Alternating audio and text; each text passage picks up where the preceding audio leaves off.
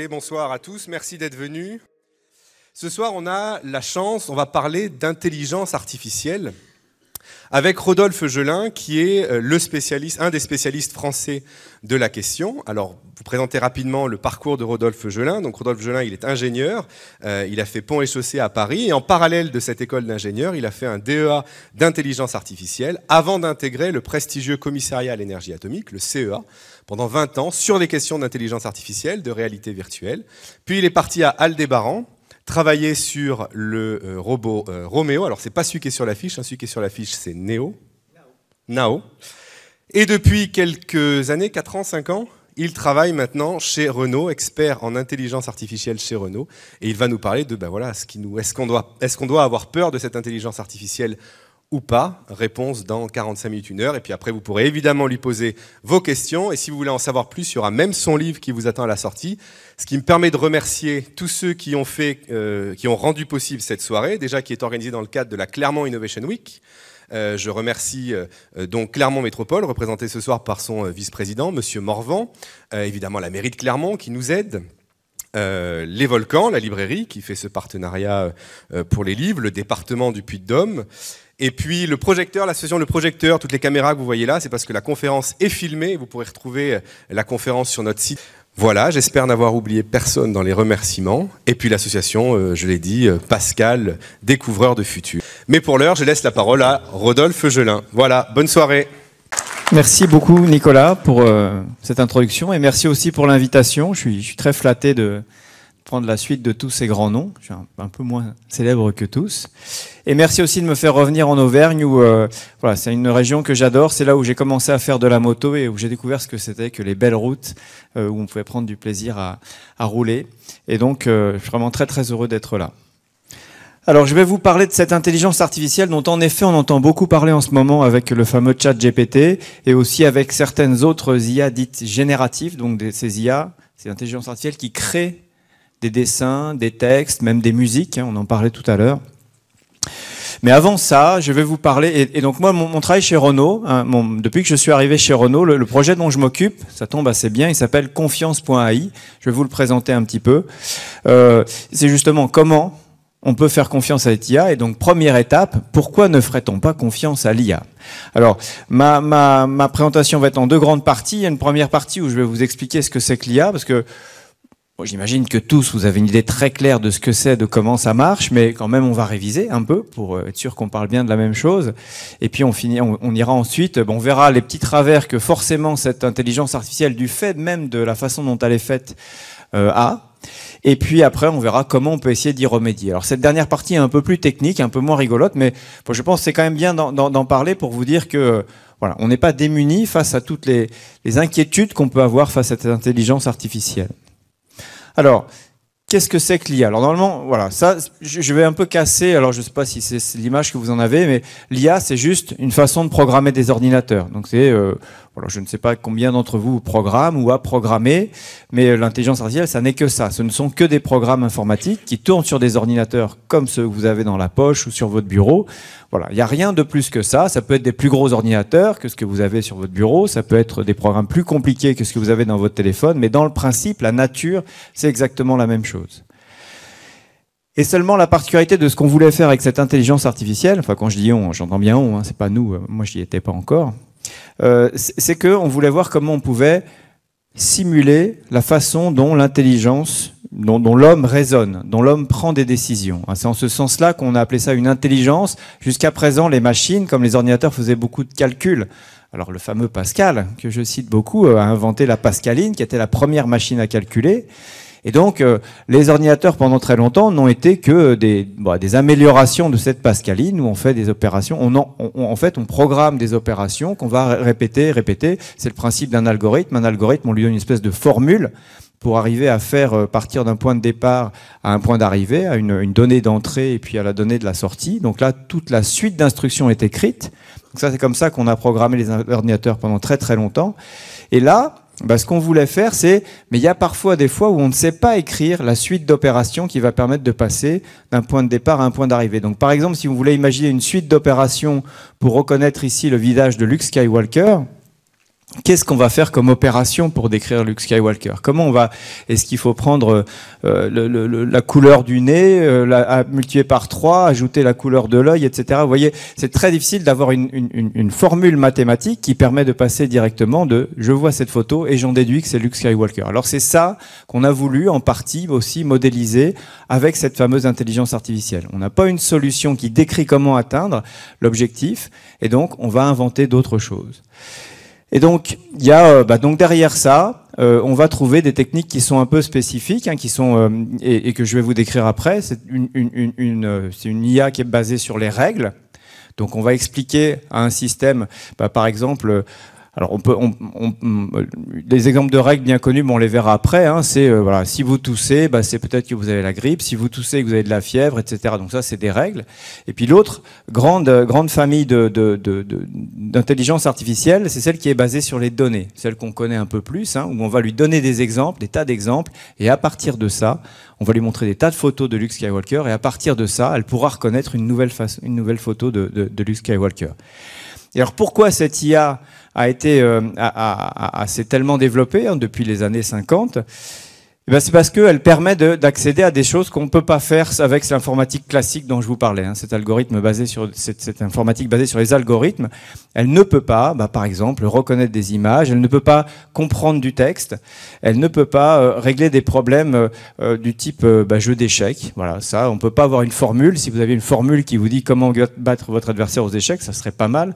Et on pourrait, voilà. Et ça, vous voyez bien que ça ne marche pas. Il n'y a pas de formule. Donc pour ça.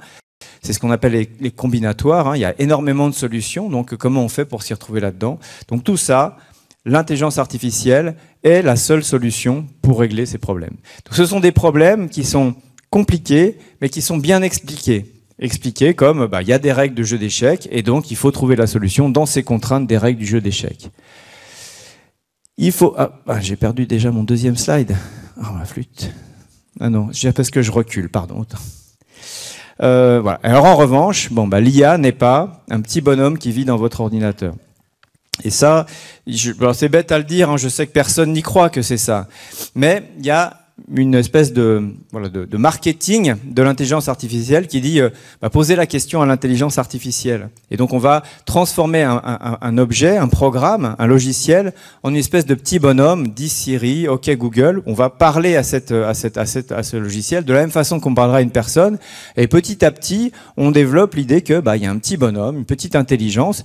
De la même façon qu'on dit une intelligence, on parlait des ovnis, il y a une intelligence extraterrestre. Alors quand on dit intelligence extraterrestre, on pense à des êtres extraterrestres, et quand on dit intelligence artificielle, on serait tenté de dire c'est une existence artificielle. En fait, non, c'est vraiment bien un logiciel.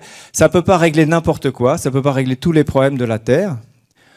Et puis voilà. Et en tout cas, et ça n'est certainement pas un personnage qui veut prendre le pouvoir sur la réalité. J'ai fait beaucoup sur l'humanité. J'ai fait beaucoup d'exposés sur les robots aussi. Et bien sûr, on a tous en tête le Terminator. Cette intelligence artificielle n'a pas de raison propre de prendre le pouvoir sur l'humanité. N'oubliez pas, alors c'est une image qu'on prend souvent, l'intelligence artificielle n'est qu'un marteau. Et un marteau n'a pas envie de faire autre chose, il n'a pas d'envie. Un marteau, il plante des clous parce qu'on lui prend et on l'utilise pour taper sur des clous. Mais c'est tout. Il n'a pas un jour, le marteau ne va pas dire non, je veux être un tournevis ou j'en ai assez de taper sur des clous. L'intelligence artificielle, c'est pareil. C'est un objet, un outil qui est dans les mains d'êtres humains. Il n'a pas de volonté propre. Voilà. Alors, petit exemple de ce que c'est qu'une base de règles, une intelligence à base de règles, c'est ce qu'on appelait les systèmes experts dans les années 80. Moi, quand je faisais de l'intelligence artificielle, quand j'ai commencé là par ce débat dont Nicolas parlait, c'était beaucoup ça. C'était des bases de règles. Et donc, là, ce qu'on voulait, c'était typiquement, on manque de médecins dans les campagnes, et donc on va avoir un ordinateur qui va analyser les symptômes. Un très bon médecin, genre Dr Who's, va décrire tous les symptômes qu'il connaît. On va décrire toutes les maladies et tous les diagnostics qui ont été faits par le passé. On va mettre ça dans un ordinateur. Et l'ordinateur, lui, n'oubliera jamais rien. Il pensera à tout. Et du coup, il pourra prendre des diagnostics extrêmement compliqués parce que ça sera une mémoire extraordinaire. Donc, voilà. Donc là, l'idée, c'était de programmer d'une part ce qu'on appelle la base de connaissances. Donc vous allez remplir dans cette base de connaissances un médecin, donc un expert du métier va dire voilà toutes les règles qu'il faut savoir pour être un bon médecin. Et puis après on aura un moteur, ce qu'on appelle un moteur d'inférence. Alors je vous prie de m'excuser, j'ai essayé de faire le plus possible mes slides en français, mais mais transparent, enfin mes diapos en français, mais il y a quelques textes qui m'ont échappé. Et donc, on va dire, et ce moteur d'inférence va aller analyser toutes les règles, voir celles qu'on peut déclencher, les enchaîner les unes à la suite des autres pour prendre la décision qui est finale. Alors, comme je travaille actuellement chez Renault, beaucoup de mes exemples seront basés sur l'automobile. Par exemple, une voiture automobile, une voiture autonome, elle est basée essentiellement sur des systèmes à base de règles. Donc alors on peut parler de machine learning, de deep learning, il y en a un peu, mais le gros, pour qu'une voiture prenne des décisions, c'est comme nous. S'il y a une voiture devant, je ralentis. Si je suis trop près, je ralentis. Si je suis au-dessus de la limitation de vitesse, je ralentis. S'il y a un stop, je m'arrête. Vous voyez, la façon dont on conduit une voiture, c'est beaucoup des règles. Et donc le plus simple, c'est quand même de donner ces règles du code de la route à une voiture et puis de lui demander d'appliquer ces règles. Donc ça, ce sont les systèmes experts. Alors, on peut qui se décline dans d'autres types de par exemple le jeu des échecs. Au début, c'était programmé de cette façon-là. On donnait les règles du jeu des échecs, et puis le système voyait si sur chaque pièce, il pouvait essayer chaque coup autorisé, voir où ça le menait, puis après voir si l'adversaire fait un autre coup. Et on essaye tous les coups que pourra faire l'adversaire, et puis après moi à mon tour tous les coups. Vous voyez, c'est pour ça qu'on appelle ça une combinatoire, parce que moi j'ai 50 coups possibles, l'adversaire il a lui-même 50 coups possibles en face de mes 50 coups, ça fait déjà 2500 coups possibles, et puis le cours d'après ça fait 50 puissance 3, etc. Et donc on a une explosion combinatoire, et c'est là-dedans que cette intelligence artificielle-là va être capable de trouver les meilleures solutions pour vous battre à tous les coups.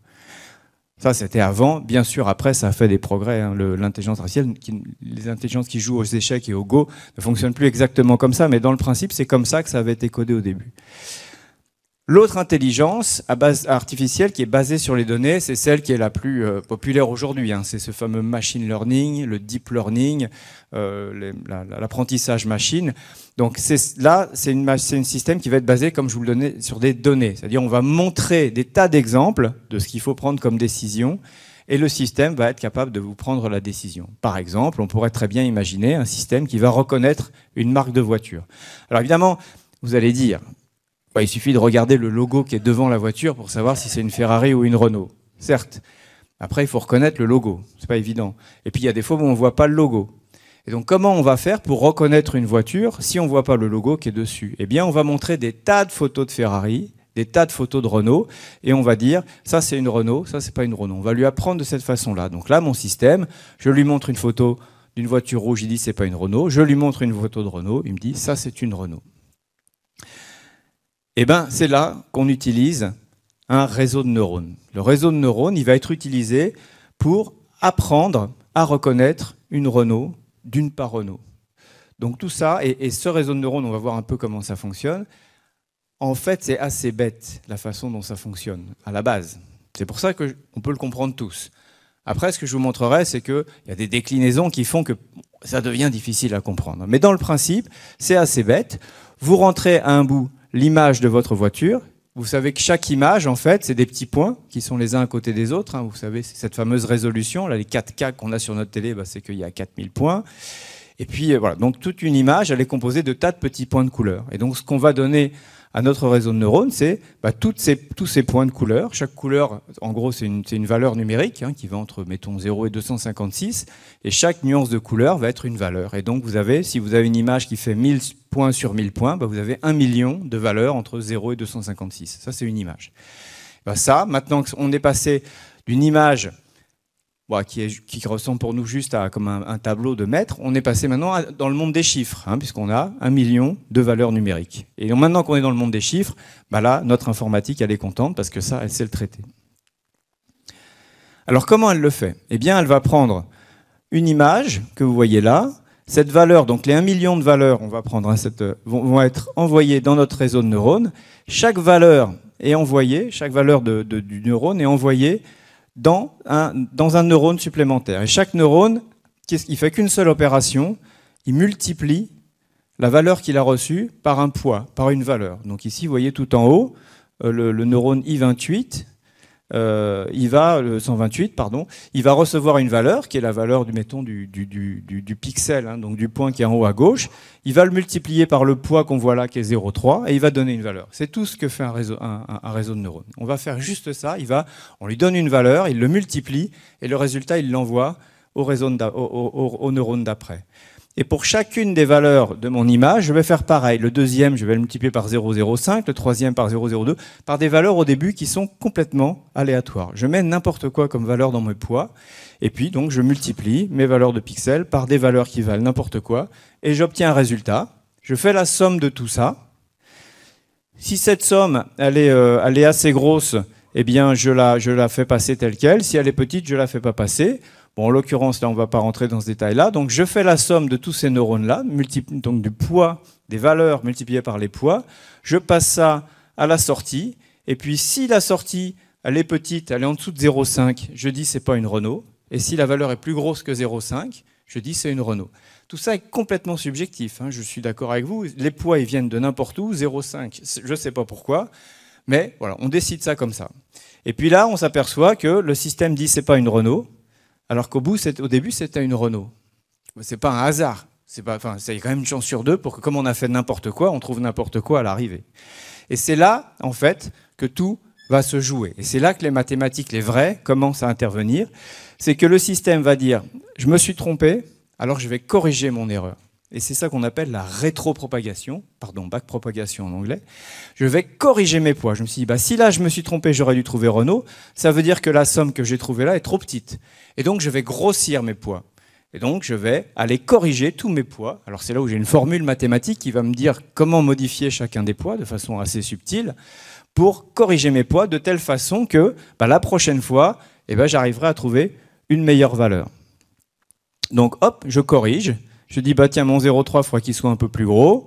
Mon 0,5, il faudra aussi qu'il soit un petit peu plus gros. Voilà. Et donc, je corrige tout ça. Et donc, bien sûr, si je m'arrête là, si je remets cette image-là, forcément, là, cette fois, j'aurai la bonne solution. Sauf que je ne peux pas m'arrêter à un exemple. Le jour où je vais montrer une autre photo de Renault, d'une autre Renault, et à ce moment-là, les nouveaux poids que j'aurai calculés ne marcheront pas. Donc il faudra à nouveau recorriger les poids.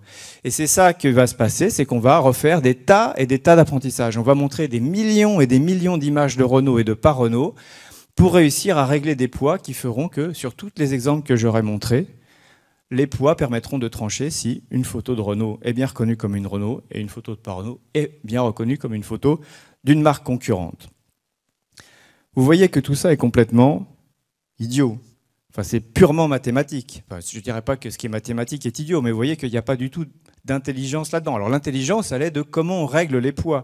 En revanche, ce réseau, il n'a toujours pas compris ce que c'est qu'une Renault ou pas. Il a juste dit, moi, pour qu'on arrête de me gronder et de dire que je me trompe, je vais mettre ces poids-là. Et puis une fois que je serai comme ça, on arrêtera de me taper sur la tête et de me demander de changer mes poids, donc je vais faire ça. Donc vraiment, vous voyez, c'est une machine qui est assez bête, hein, puisque juste, elle va se corriger pour qu'on arrête de lui dire qu'elle se trompe. Et grâce à ça, alors évidemment, si on met qu'une couche, comme je vous l'ai dit là, comme je vous l'ai montré, ça ne marche pas. Hein, on n'arrivera jamais à trouver les poids. À chaque fois qu'on va changer une photo, on va rechanger tous les poids et on ne va pas, comme on dit, converger vers des poids qui font que ça marche sur des tas d'images. Pour que ça marche sur des tas d'images, il faut avoir des tas et des tas de neurones. Alors ici, on trouve déjà qu'il y a beaucoup de neurones. Sur les très gros modèles de langage du type de ceux de ChatGPT que vous connaissez, il y a des centaines de milliards de neurones. Donc on est vraiment dans des ordres de grandeur qui sont complètement hors de notre compréhension humaine. Mais tout ça est optimisé par un algorithme qui lui-même va trouver quelle valeur donner à tous ces poids. Et c'est comme ça qu'on finit par converger vers des poids qui vont donner des résultats qui sont très spectaculaires. Alors, en fait, on s'aperçoit quand on creuse un peu comment fonctionnent ces réseaux à la fin de leur apprentissage. Donc c'est ça qu'on appelle l'apprentissage, c'est-à-dire calculer ces poids, corriger ces poids pour que, à la fin, une image soit correctement classée, en l'occurrence, par le réseau de neurones. Et donc quand on creuse un peu, quand on voit ce qui se passe, petit à petit, le réseau va se mettre en place pour extraire dans les premiers niveaux de neurones, aller extraire des choses qui sont intéressantes dans l'image, par exemple des coins, par exemple des formes circulaires. Bon, tout ça est fait de façon automatique. Hein. On n'a pas dit au système trouve-moi des ronds, trouve-moi des coins. C'est tout ça, l'apprentissage va le trouver automatiquement. Et après, les derniers niveaux vont dire, en utilisant les points, les angles, les couleurs que j'ai vues, je peux dire que c'est une Renault ou que c'est pas une Renault. Oui, tout ça est assez opaque, et c'est pour ça qu'on reproche souvent à ces systèmes-là de dire ils prennent une décision sans qu'on comprenne pourquoi. Vous voyez, là, il n'y a pas de règle. Il n'y a aucune règle. Et donc, entre entre l'image qui rentre et la sortie, la solution est bonne. Mais si on demande au réseau, mais pourquoi tu as dit ça? Il dit, parce que j'ai multiplié tel pixel par telle valeur, et puis voilà, comme tu m'as dit de faire. Et donc, on ne peut pas lui demander de nous expliquer plus que ça. Et donc, ça, c'est un des reproches qu'on fait à l'intelligence artificielle, à cette intelligence-là, c'est qu'elle est incapable d'expliquer spontanément pourquoi elle a pris telle décision. Alors, on va voir que justement, il y a des solutions pour qu'elle s'explique. Alors, cette forme de réseau que vous voyez là, ça c'est ce qu'on appelle un réseau complètement connecté. Vous voyez, chaque réseau de chaque couche, alors ce qu'on appelle une couche, c'est une colonne en fait. Et puis là, vous voyez, il y a par exemple 1, 2, 3, 4, 5 couches. Et on va mettre de plus en plus de couches si on doit aller trouver des systèmes de plus en plus compliqués, puis de plus en plus de réseaux de neurones dans chaque couche. Et alors en fait, ça permet d'avoir des premiers résultats sur des cas simples. Mais bon, quand on commence à vouloir traiter des cas plus compliqués, par exemple les images, pour traiter des images, cette forme de réseau que je vous ai montré, là, entièrement connecté, des colonnes avec des liens entre chaque neurone de chaque couche vers tous les neurones de la couche d'après, ça marche pas très bien. Et donc, on va imaginer d'autres architectures de réseau. Alors, un truc qui a fait beaucoup de bruit, qui a été inventé par Yann Lequin, un Français dont vous avez peut-être entendu parler, qui travaille maintenant chez Facebook. Il a inventé un réseau convolutionnel qui va être une première façon de faire un premier filtre sur l'image pour en extraire des informations qui ont un peu de sens dans l'image. Par exemple, aller chercher des coins, des bouts de droite, des ronds. Et donc, cette première partie va chercher ça. Et donc, on a adapté l'architecture d'un réseau aux problèmes spécifiques qu'on voulait régler. Et donc, c'est ces fameux réseaux convolutionnels.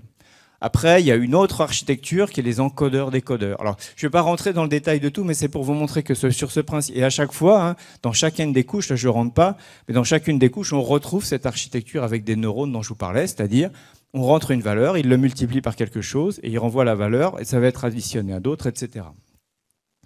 L'encodeur-décodeur, je vais vous en parler juste un tout petit peu, parce que c'est ça qui aujourd'hui permet de générer des images. Ces fameuses images que vous avez vues, les fake photos qu'on voit, et c'est avec une mécanique comme celle-là. Vous avez vu dans l'exemple que je vous ai donné, on part d'une photo de voiture, et à la sortie, vous avez, c'est une Renault ou c'est pas une Renault. Donc on part d'une très grosse information, 1 million de pixels par exemple, pour arriver à une valeur qui vaut 1 si c'est une Renault, 0 si c'est pas une Renault. Donc on va plutôt dans la réduction de l'information. Comment un réseau de neurones, il peut, à partir de beaucoup d'informations, ou de peu d'informations, de recréer une image. Et bien donc c'est avec des réseaux comme cet encodeur-décodeur.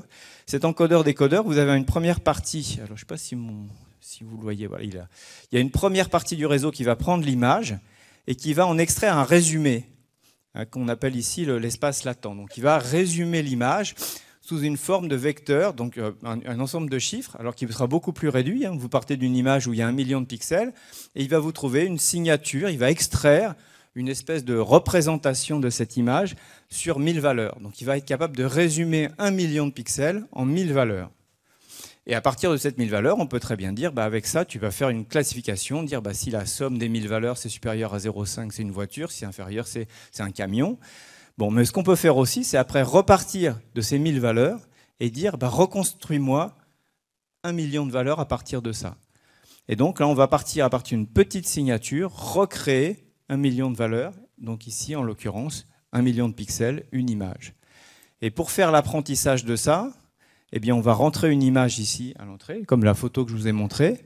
On va lui dire, réduis-la, réseau de neurones, réduis-la dans 1000 valeurs, et après, ces 1000 valeurs, expand-les, comment on dit en français, démultiplie-les pour avoir à nouveau 1 million d'images là, 1 million de pixels ici, 1 million de valeurs, mais je veux que ce qui sort ici soit exactement ce qu'il y avait à l'entrée. Donc l'apprentissage dont je vous ai parlé, là, cette rétropropagation, elle va comparer pixel par pixel l'image que j'ai ici, à la sortie, avec les images que j'avais à l'entrée. Évidemment, au début, ça sera n'importe quoi. Et puis petit à petit, à force d'apprentissage, on va avoir un système qui va prendre une image, il va la compiler en un système qui est 1000 fois plus petit, et après il va être capable de le développer en une image, un nombre de chiffres qui est 1000 fois plus gros, mais qui va à nouveau avoir un sens et avoir une image. Et ça veut dire qu'une fois que vous avez fait ça, vous avez ici, dans cette partie à droite, là, la partie décodeur, vous avez de quoi générer une image à partir de rien. C'est-à-dire vous mettez n'importe quoi là, dans les 1000 valeurs qui sont là, et ça va vous générer une image, qui peut être n'importe quoi. Et donc, il peut être n'importe quoi. Alors, si votre image elle est habituée à dessiner des voitures, bah, en gros, quand vous allez mettre n'importe quoi là, ça va quand même ressembler à une voiture. Et toute l'astuce qu'on va voir après, c'est qu'est-ce qu'on met au milieu ici pour générer une des images, comme les fameuses fake photos qu'on voit un peu partout. Donc, c'est ça, c'est cette mécanique-là qui permet de générer des images ou des textes aussi à partir de pas grand-chose. Bon, et après, bah, je vais passer sur des architectures de réseaux récursifs, des long short-term memory, les transformers, qui sont les derniers systèmes pour interpréter des images, et les perceivers. Je ne vais pas rentrer dans ces détails, mais c'est pour vous dire que tous les réseaux, toutes les 6 intelligences artificielles que vous voyez aujourd'hui qui font des trucs de plus en plus incroyables, c'est pas parce qu'on a pris un réseau de neurones comme celui-là et qu'on lui a fait apprendre beaucoup de choses. C'est qu'on a des intelligences humaines ont imaginé, et croyez-moi qu'il faut vraiment avoir de l'intelligence, ces architectures super compliquées de réseau pour qu'ils soient capables d'interpréter des choses de plus en plus compliquées comme du langage.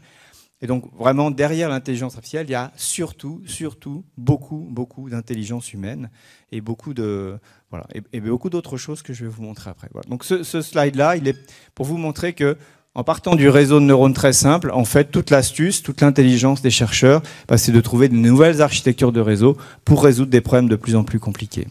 Et on arrive à faire ces choses qui sont incroyables et qui marchent très très bien. Alors, vous voyez, dans le monde de l'automobile, quand je vous ai dit que dans la voiture autonome, il y avait des systèmes de règles, mais il y a aussi, au début, de la perception basée sur une intelligence artificielle à base de données.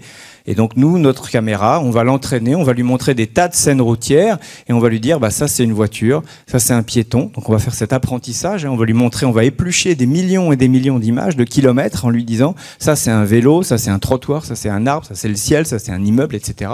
Donc, vous voyez, ce travail d'annotation, d'apprentissage, il est très, très long.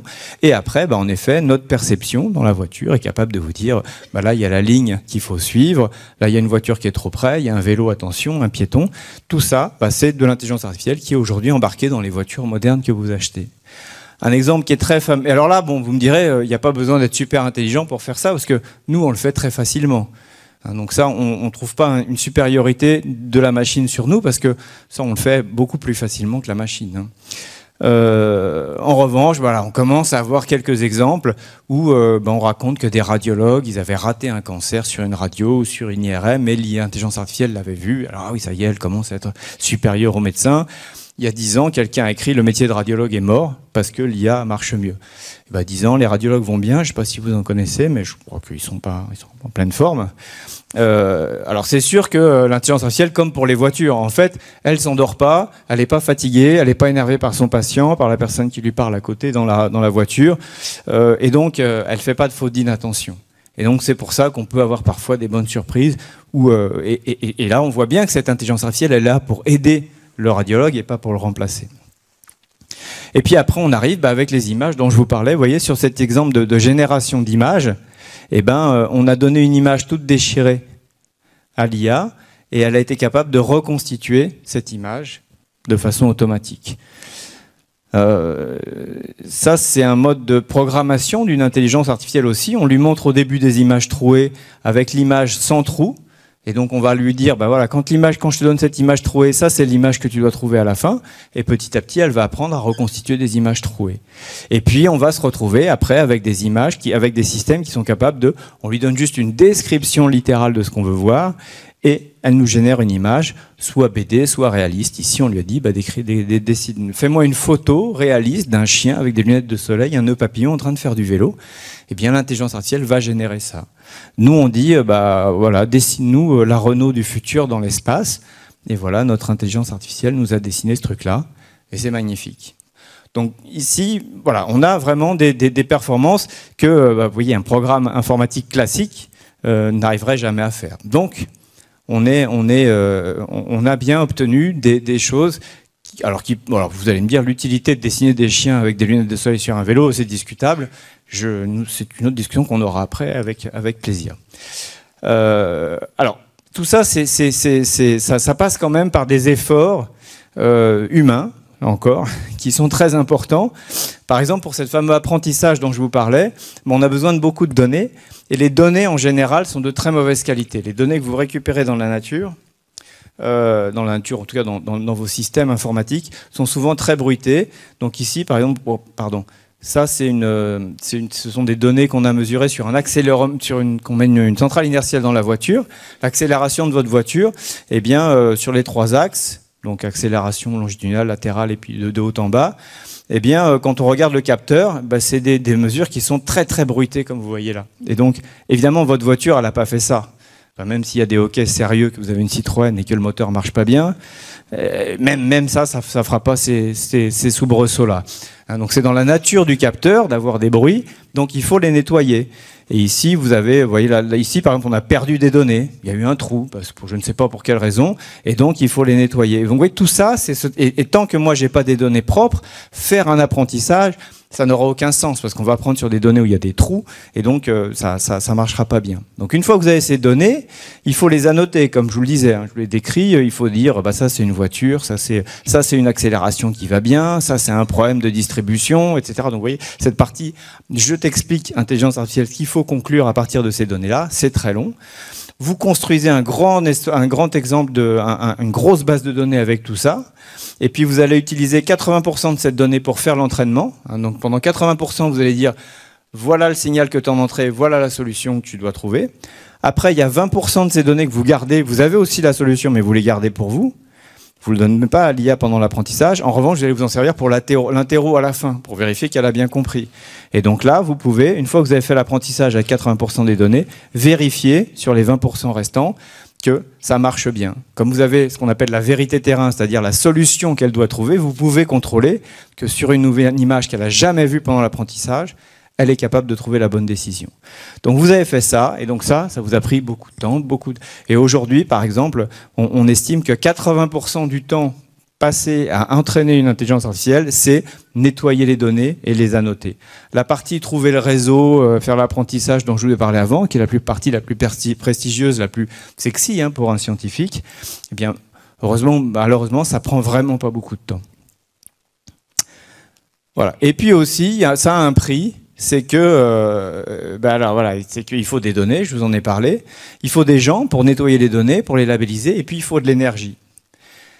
Pour faire tourner les ordinateurs qui vont faire l'apprentissage, surtout l'apprentissage, c'est gigantesque. Alors on dit qu'une carte GPU, donc une carte GPU, c'est une carte graphique processeur unit. C'est une carte qui était à l'origine utilisée pour faire des jeux vidéo, c'est-à-dire pour faire des calculs très rapides, mais très simples, sur des images pour faire un très bon rendu d'images vidéo. Il se trouve que ces cartes GPU qui ont été faites pour ça, pour le jeu vidéo, elles sont très utiles aussi pour faire tourner des réseaux de neurones. Et donc on s'arrache aujourd'hui, une société qui s'appelle Nvidia, qui était la spécialiste de la carte pour les jeux vidéo. Les amoureux de jeux payaient des fortunes pour avoir une carte Nvidia dans leur PC. Eh bien, en fait, Nvidia, aujourd'hui, il est riche, surtout à cause de l'apprentissage machine, beaucoup plus qu'avec les jeux vidéo, parce qu'il en vend énormément. Bref, donc une carte GPU, ça consomme 200 watts. Et un cerveau humain, en gros, on estime que ça consomme 20 watts. Vous voyez les watts, on commence à voir ce que c'est les watts. C'est la quantité d'électricité ou d'énergie qu'on va consommer. Donc une carte GPU va consommer 200 watts pour reconnaître qu'il y a une voiture dans une image, alors que notre cerveau, avec 20 watts, il fait beaucoup plus que ça. Non seulement il reconnaît qu'il y a une voiture, mais il sait qu'il faut freiner, il fait la conversation, il écoute la radio, il engueule les enfants. On fait tout ça avec nos 20 watts. Alors que l'ordinateur a beaucoup de mal à faire tout ça avec ses 200 watts. Bon, après, le numérique, si vous connaissez les chiffres, aujourd'hui, le numérique consomme 42% de l'énergie, 4,2% de l'énergie, 42% de l'énergie primaire mondiale. On estime que les serveurs informatiques vont consommer énormément 10% de l'informatique. Bon, et puis d'une manière... Alors aussi, ça c'était un chiffre que j'ai participé à une formation qui s'appelle la fresque du numérique, qui n'est pas inintéressante. Quand on regarde ce que consomment les ressources, alors on dit toujours les serveurs, c'est méchant, les serveurs de Google et d'Amazon, c'est méchant. Mais en fait, quand vous regardez les ressources qui sont consommées pour le numérique, les serveurs, vous voyez, c'est 8%. Ça, c'est les ressources en matière première. Pour fabriquer, ça représente 8%. Les réseaux, donc tous les fils qui nous relient à ces réseaux, c'est 16%. En revanche, les équipements, ça, c'est ce qu'il y a chez nous. C'est-à-dire nos télés, nos ordinateurs, nos téléphones, ça représente 76% des ressources consommées pour le numérique. Donc c'est bien de dire que les autres sont méchants, mais c'est vrai que faisons un point sur combien on a d'ordinateurs chez nous, combien on a de téléphones chez nous. combien on a de trucs qu'on n'utilise pas, mais pour lesquels il a fallu taper dans les ressources et qu'on pense pas à recycler. Voilà. Et puis alors dans l'énergie, dans l'énergie là aussi, alors là les data centers consomment plus qu'ils consomment en ressources, 2 fois plus. Mais en revanche, nos équipements, ils sont quand même aussi des gros consommateurs d'énergie. Donc l'IA a une empreinte carbone qui est pas terrible.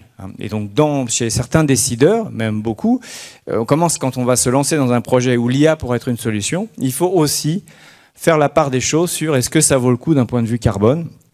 Et donc, on a de plus en plus de moyens de faire ces évaluations-là. Alors, on va arriver, je prends un peu de retard, sur la question de cette confiance. Alors, comment cette IA, je vous ai montré qu'elle fait des trucs super, mais elle a aussi quelques faiblesses qui sont bien connues. Alors ici, c'est un fameux accident de Tesla. Donc Tesla, fabricant de voitures électriques, mais aussi grand développeur d'intelligence artificielle. Encore Elon Musk nous a encore donné son avis sur la question. Eh bien Tesla, qui fait des voitures de très bonne qualité, dont l'intelligence artificielle de très bonne qualité, a eu un accident très fameux où la voiture, qui roulait très bien, qui évitait pas mal d'obstacles, qui suivait les lignes, est passée au travers d'un camion comme ça, accidenté sur le bord de la route. Alors, qu'est-ce qui s'est passé? Eh bien, pendant sa phase d'apprentissage, la voiture n'avait jamais vu un camion couché sur le bord de la route. Donc, la première fois qu'elle a vu ça, alors vous voyez qu'elle, on lui a demandé on lui a appris à classifier, à reconnaître les objets. Et les objets qu'elle connaît, on lui a appris à reconnaître, c'est des vélos, des piétons, des voitures, des camions. Mais des camions avec juste la partie visible qui était le haut du camion, elle n'en avait jamais vu. Donc elle a forcément dû dire quelque chose. On lui a dit de classifier ce qu'elle voit suivant les 12, 50, mettons 50 classes d'objets qu'elle peut rencontrer sur la route. Quand elle a vu ça, ça ressemblait pas à un camion. Donc elle a dit, c'est un panneau publicitaire, c'est le ciel, c'est la sortie d'un tunnel. Voilà. Donc elle a dit n'importe quoi. Mais il fallait qu'elle dise quelque chose. Et donc évidemment, elle a passé ça au système de conduite, qui a dit si c'est le ciel ou un panneau publicitaire en général, c'est pas sur la route, ça vole au-dessus, donc je passe. Eh ben non, ça passait pas. Donc là, comment une IA peut dire je ne reconnais pas cet objet, puisque on lui a modélisé le monde sous la forme de 50 objets, et il faut qu'elle classifie tout ce qu'elle voit sous une forme d'un de ces 50 objets. Alors, un problème un peu similaire, c'est celui de l'obsolescence des données. S'il y a des nouveaux objets qui apparaissent, qu'elle n'a jamais vus non plus, là, c'est pas de la faute des gens qui ont oublié de lui montrer au moment de l'apprentissage un objet, puisque l'objet, il n'existait pas au moment où on a fait l'apprentissage. Donc, il faut aussi que l'IA soit capable de dire, tiens, là, il y a des nouvelles données qui arrivent, et il faut, attention, il faut penser à me réentraîner, parce que ça, je l'ai jamais vu. Et puis un peu plus pernicieux, vous avez ici le manque de robustesse. Le manque de robustesse, je l'ai illustré de cette façon-là. C'est un système de reconnaissance des panneaux. C'est quelque chose qui va être obligatoire sur nos voitures l'année prochaine, je crois. Eh bien, cette reconnaissance des panneaux, ici, ce panneau stop, le système marchait très très bien. Eh bien, des farceurs ont mis quelques autocollants bien placés sur le panneau stop, et ce panneau stop a été pris pour une limitation à 30. Simplement parce qu'il y a alors que nous, à l'œil humain, on voit toujours que c'est un panneau stop.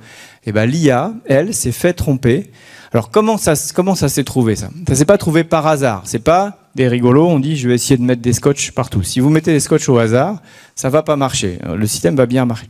En revanche, ils ont demandé à un autre système expert, un autre réseau de neurones, trouve-moi les endroits qu'il faut modifier dans cette image de panneau pour que la décision soit changée. C'est ce qu'on appelle les réseaux génératifs adverses. Donc un réseau qui va chercher à tromper un autre réseau. Il va générer une image, juste modifier tout ce qu'il faut pour faire changer d'avis le réseau initial. Et avec ça, donc le réseau adverse, il a trouvé un panneau qui ressemble beaucoup à mon panneau d'origine, mais qui fait changer la décision. Et avec ça, on dit ce panneau-là affiche-le moi, je vais le régénérer en mettant des autocollants sur ton panneau stop. Donc vous voyez bien que moi, quand je vais fabriquer une voiture, si l'intelligence artificielle qu'on me propose de mettre dedans, elle fait ce genre d'erreur, je vais réfléchir à 2 fois avant de mettre ça dans ma voiture. Et le dernier exemple de faiblesse, c'est le biais. Alors le biais, on en a beaucoup parlé, ça préoccupe beaucoup les politiques.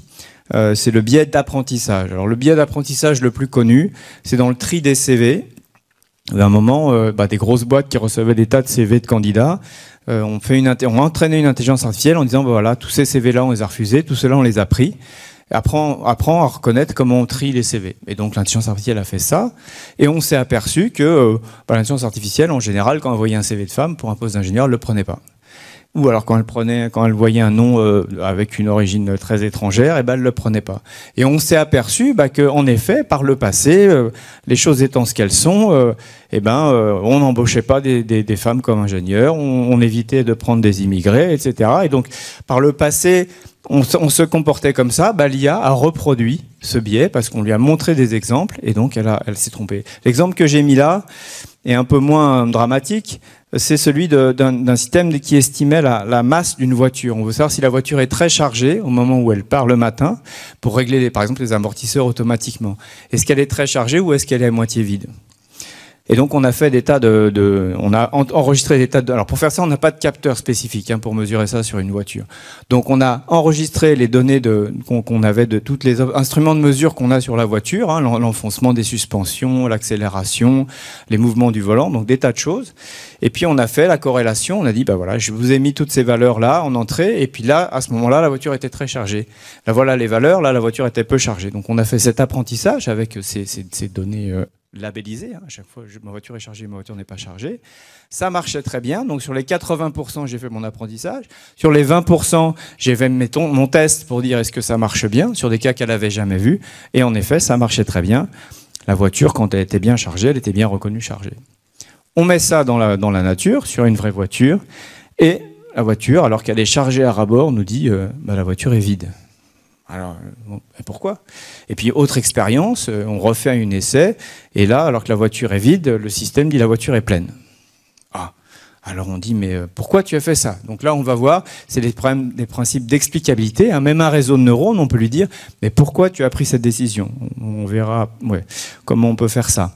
Et donc là, le réseau de neurones lui dit, en fait, ta voiture, là, je te dis qu'elle est pleine, parce qu'il est 8 heures du soir. Je ne vois pas le rapport. Pourtant, c'est comme ça que tu m'as montré. La voiture, à 8 heures du soir, elle est pleine. Et pourquoi elle est vide, là? Parce qu'il est 5 heures du matin. Ah, et alors? Et en fait, on s'est aperçu que pendant l'apprentissage, le matin, on commençait nos expériences avec la voiture vide, et puis plus la journée avançait, plus on chargeait la voiture. Et donc, dans notre base de données d'apprentissage, il y avait ce biais, qu'il y avait une corrélation entre, en effet, l'heure qu'il était et le fait que la voiture soit chargée ou pas. Vous voyez bien cette idée de corrélation. C'est pas une causalité, c'est une corrélation. Il se trouvait que pendant l'apprentissage, on avait fait cette erreur de faire le lien, sans le vouloir, entre l'heure qu'il était et la charge. Donc on a retiré, dans toutes nos données d'apprentissage, on a retiré l'heure, qu'on avait mis par acquis de conscience, et à partir de là, le système a pu vraiment, sans biais, sans le biais horaire, prendre les bonnes décisions. Donc, vous voyez que le biais, ça vient pas parce qu'on est forcément méchant, mal intentionné, mais ça peut être aussi qu'on se fait avoir parce que on n'imaginait même pas que l'IA puisse penser comme ça.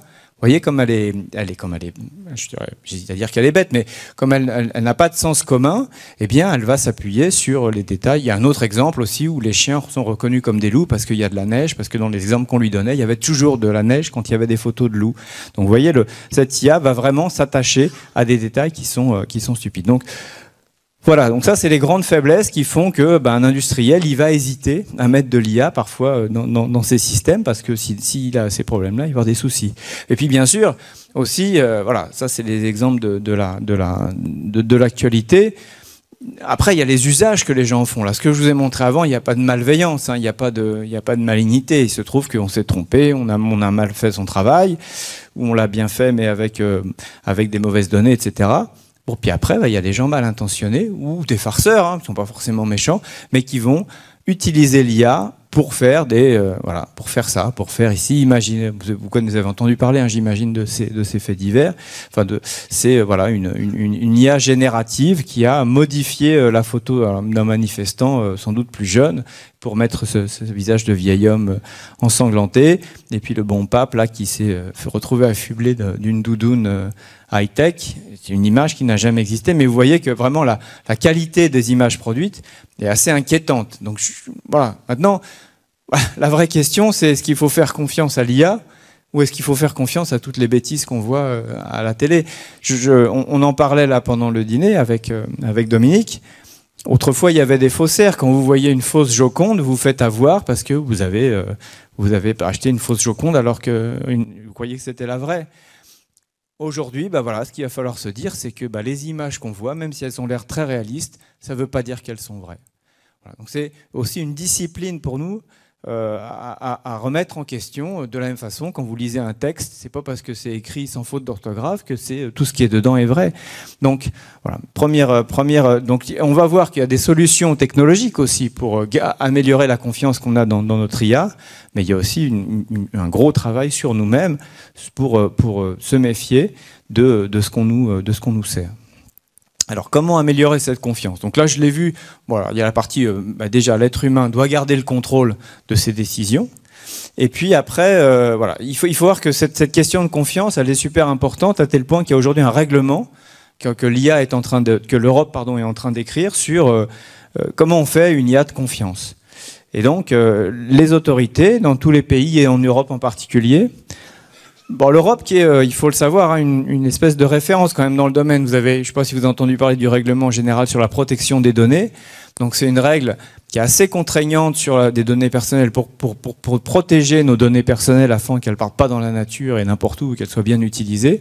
L'Europe a inventé ce fameux RGPD qui embête pas mal de gens, mais qui dans le fond est quand même très utile pour protéger nos données personnelles et que pas mal de pays, hein, ils le disent ou pas, Europe nous envie.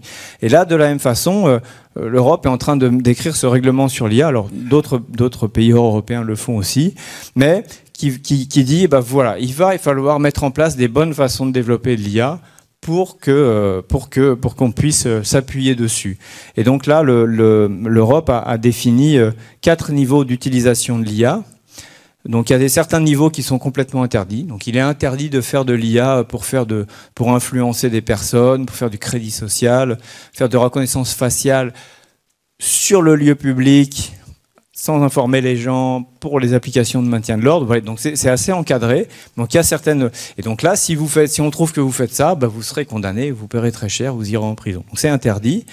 Après, bon, il y a les IA qui sont gentils quand on va vous recommander une musique, quand on va vous recommander des. Bon, bah là, il n'y a pas trop de surveillance. Hein, vous faites ce que vous voulez. Si vos clients ils achètent n'importe quoi, bon, tant pis pour eux. Dans les chatbots, il y a quelques transparences. Là, par exemple, un système comme Parcoursup. C'est bien qu'il y ait une petite transparence quand même sur comment ça marche à l'intérieur. Et puis après, il y a des IA dites à haut risque, où là, par exemple, la voiture autonome, c'est un système à haut risque parce que si l'IA dit n'importe quoi, il peut y avoir des morts d'hommes, il peut y avoir des préjudices importants. Et puis, il peut y avoir aussi des risques sur les droits humains, donc sur les droits fondamentaux. Donc là, cette IA-là, c'est là où il y aura des contraintes fortes sur la façon dont elle est développée. Donc, et là, il peut y avoir aussi des audits. Donc l'Europe dira, cette application-là, vu qu'elle est au risque, on veut vérifier comment vous l'avez développée, quels sont vos corpus de données, est-ce que vous avez mis est-ce que vous êtes sûr qu'il n'y a pas de biais, est-ce que vous couvrez tout le monde connu, etc. Donc il y aura un règlement sur les bonnes façons de développer de l'IA et puis des standards. Alors tout ça, ce sont des choses qui sont assez austères, mais qui sont vraiment très nécessaires pour que nous, on puisse vivre en sécurité avec la technologie qui nous entoure. Ces standards-là vont se mettre en place. Voilà. Alors, cette IA de confiance, c'est vraiment quelque chose dont le monde entier se saisit. Hein. Vous voyez que les budgets, ça n'a pas beaucoup de sens, mais voilà, 80 milliards de dollars en 2020 sur les 9 domaines qu'on voit là, ou d'application de l'IA. Et il y en a 52 milliards qui sont utilisés pour travailler sur des applications qui sont critiques, donc qui demandent de l'IA de confiance. Donc on couvre là quand même un sujet qui est très important. Et donc voilà, donc évidemment les GAFAM, hein, Google, Amazon, Facebook, Apple, Microsoft travaillent sur le sujet. Hein. C'est pas nous, petits Français européens, qui avons été les premiers à dire il faudrait faire quelque chose. Tous y sont concernés. Alors ici, ça c'est IBM. IBM, une grosse valeur en IA. Ils ont fait Watson, vous savez, un des premiers moteurs qui a gagné aux jeux vidéo, qui a fait des tas de trucs. Donc voilà, le Trustworthy AI est centré sur l'humain. Ça c'est Google. Qui ont aussi un programme sur les pratiques responsables en IA. Ça, c'est Microsoft qui a un programme sur Trustworthy AI. Ça, je crois que c'est Apple. Voilà. Et même Amazon. Bon, si vous demandez Trustworthy AI sur Amazon, ils vous vendent un bouquin sur l'IA de confiance. Mais toutes les entrées mises à part, ils en font aussi. Puis il y a des tas de startups qui se positionnent sur le sujet. Donc c'est vraiment un sujet qui est pris en main par les gros industriels, par les petits industriels, par le gouvernement. Donc oui, l'IA pose des problèmes de confiance, mais oui, des tas de choses sont mises en place pour que, au moins technologiquement, on soit sûr qu'on essaye de garantir au maximum le bon fonctionnement de cette IA. Alors ici, je vais vous parler en particulier du projet dont je m'occupe. Bon, alors c'est un projet soutenu par l'État avec des gros industriels que vous voyez là. Tous ces industriels qui sont dans des domaines très différents, ils ont tous le même problème. Comment faire confiance à une IA? Une IA qui, par exemple, va faire de la maintenance préventive, essayer de détecter des signaux faibles dans le fonctionnement d'une machine pour détecter la panne avant qu'elle arrive. Un bateau, voilà, on travaille avec Naval Group, un bateau, si la panne, on immobilise, on répare la panne avant qu'elle arrive pendant que le bateau est à quai, ça coûte beaucoup, beaucoup moins cher que d'attendre que la panne survienne au beau milieu de l'océan. À ce moment-là, il faudra ramener le bateau tiré par 2 remorqueurs. Donc pour des gens comme ça, ou un avion en plein air. Alors évidemment, une voiture, si votre voiture tombe en panne sur le bord de la route, c'est embêtant, mais c'est moins... Bon, quoique nous, on n'aime pas non plus que ça nous arrive. Mais voilà, donc ici, c'est vraiment cette question, et là, la maintenance préventive, ça, il n'y a guère que l'IA aujourd'hui qui peut proposer des solutions qui fonctionnent bien. Donc tous ces industriels-là, bon, bah, ils ont investi dans ce projet. Donc c'est un projet de 45 millions d'euros, 15 millions investis par les industriels, 30 millions par le gouvernement. Et avec tout ça, pendant 4 ans, on travaille ensemble sur des solutions pour développer une IA. Alors cette IA, une IA de confiance... Voilà, puis évidemment, comme je dis, tout le monde, hein, dans le monde entier, il y a des programmes similaires qui démarrent. Mais ce projet européen, ce projet français, il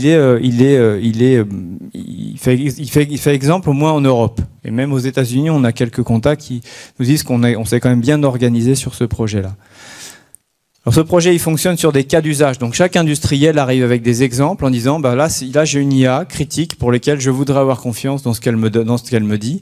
Comment je peux garantir à mon ingénieur sécurité, là mon système, donc à Valeo par exemple, il arrive avec un système qui son système d'aide à la conduite. Valeo dit voilà, moi comment je peux garantir que je vais jamais rater un piéton? Comment je peux dire est-ce que je peux le prouver? Et donc, voilà, donc ça c'est un cas d'usage. Air Liquide, ils arrivent avec un système qui fait des prévisions de consommation de gaz. Et donc là aussi, il a besoin de garanties parce que les sommes engagées sont énormes. Bref. Et puis chez Renault, on a un cas qui est très connu, enfin qu'on utilise beaucoup, qui est celui de la reconnaissance des soudures. Aujourd'hui, quand une soudure sur le châssis, donc une soudure critique, sort de la chaîne, il y a un opérateur humain qui regarde toutes les soudures critiques d'une voiture pour vérifier qu'elles sont bonnes. Alors ça vous rassure, c'est bien. Mais cet opérateur, bah, c'est comme le radiologue qu'on voyait. Des fois, il est fatigué. Des fois, il regarde un autre bout, il regarde une autre soudure, il oublie de regarder celle-là. Donc là, une IA qui pourrait l'aider à ne rien rater, ça serait super utile. Mais il faut que ce soit une vraie aide, donc il faut qu'on puisse garantir que l'IA ne va jamais rater une mauvaise soudure. Ici, un autre cas sur le traitement du langage naturel. Le traitement du langage naturel, ça veut dire interpréter des phrases, des choses qui ont été écrites par les clients de Renault pour détecter assez tôt que ils commencent à se plaindre du fait qu'il y a un petit bruit dans la nouvelle Mégane où il y a c'est de la science-fiction ce que je vous dis. Mais voilà, donc c'est comment aller détecter dans tous les textes qu'on voit sur les réseaux des signaux faibles avant que ça commence donc soit pour dégonfler une fake news, soit pour corriger si par hasard ça peut arriver. Nos amis de PSA disent que ça leur arrive souvent, donc beaucoup moins. Voilà, donc on part de cas concrets, et puis c'est ça, on dit aux chercheurs, voilà, on a ce cas concret, comment faire pour que ça ne nous arrive plus? Et alors là, ce qu'ils nous disent, c'est, pour ça, ce qu'il faut, c'est avoir une méthode. Il faut développer votre IA avec une méthode carrée, bien répertoriée, qu'on suive toutes les étapes, les unes après les autres, et qu'à chaque étape, vous ayez des moyens de mesurer les performances de votre IA, et à ce moment-là, vous pourrez garantir le bon fonctionnement. Donc ça, c'est typiquement un travail qui est pas très rigolo, parce que suivre une méthode, décrire une méthode, je vais pas le faire, je vous assure. Mais voilà, tout ça, mais c'est quelque chose qu'on fait déjà dans le logiciel, aujourd'hui le logiciel classique critique. Eh bien, vous pouvez pas mettre le logiciel qui garantit, qui gère le freinage assisté, par exemple, ou dans les avions, il y a du tas de logiciels. Dans les centrales nucléaires, il y a du logiciel qu'il faut certifier, même si c'est pas de l'IA, il faut le certifier. Et pour ça, vous avez des processus à suivre rigoureusement pour pouvoir développer du logiciel CRA certifié. Ben ça, il faut arriver à la même chose sur l'intelligence artificielle, et c'est ce qu'on vous décrit là. Donc on décrit tout un processus. Et la particularité du processus de cette IA, notamment celle basée sur les données, c'est que non seulement il y a les lignes classiques qui est je développe mes algorithmes d'une façon propre, bien documentée, etc. et vérifiée. Ici, je fais des tas de tests pour vérifier que ça fonctionne bien, mais il y a aussi garantir ici la qualité des données. Vous voyez qu'on a vu ensemble, hein, entre les problèmes de biais, les problèmes de couverture, c'est-à-dire il y a des cas que j'ai jamais vus, comment on peut s'assurer que la donnée d'apprentissage que j'ai utilisée, elle couvre bien tout ce que ma voiture va voir. Et vous imaginez bien que c'est compliqué d'expliquer tout ce qu'une voiture va voir dans sa vie. Et c'est ça le gros problème de l'IA basée sur les données, c'est que, alors autant quand dans les soudures, vous pouvez montrer assez facilement tous les cas de soudure qu'elle va voir, et encore, une voiture qui se balade dans n'importe où, dans n'importe quel pays, dans n'importe quelle région, vous voyez que c'est quand même compliqué de garantir qu'elle aura vu tout ce qui peut lui arriver à l'avenir. Non seulement parce que, par exemple, est-ce qu'on a des images de la dernière épingle à cheveux qui montre au Puy-de-Dôme quand il y a de la brouillard et qu'il a plu 2 jours avant et qu'il reste des bouts de neige? Peut-être pas, on n'a jamais, on sait que ça existe, mais on n'a jamais pris de photo à ce moment-là. Donc, comment on fait pour garantir que ça marchera aussi dans ce cas-là?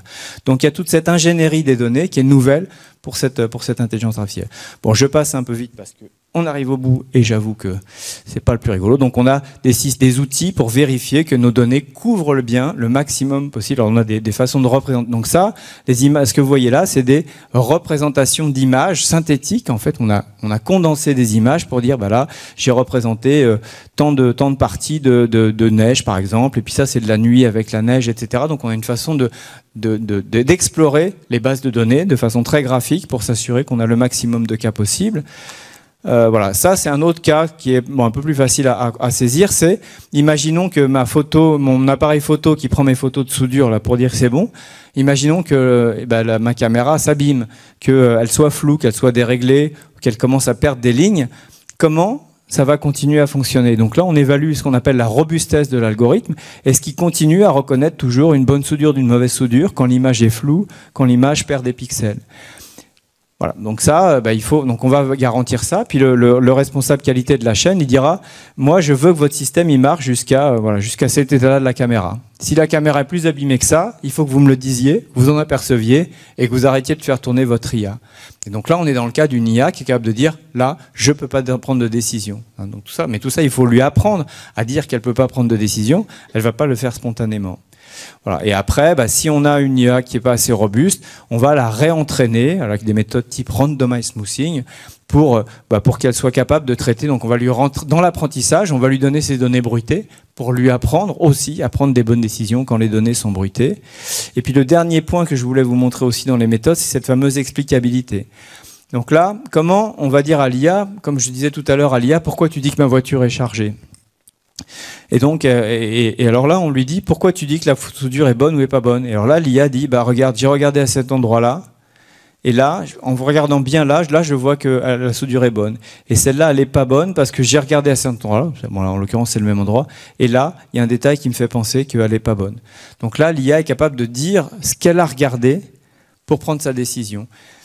Par exemple, là, quand un système n'est pas bien, l'IA va dire la soudure est bonne parce que ici tout va bien. Là, c'est comme sur les très bonnes soudures. Ici, c'est exactement pareil. Donc là, on s'aperçoit que l'IA a pris sa décision en regardant au mauvais endroit. Alors, comment on fait ça pour aller vite?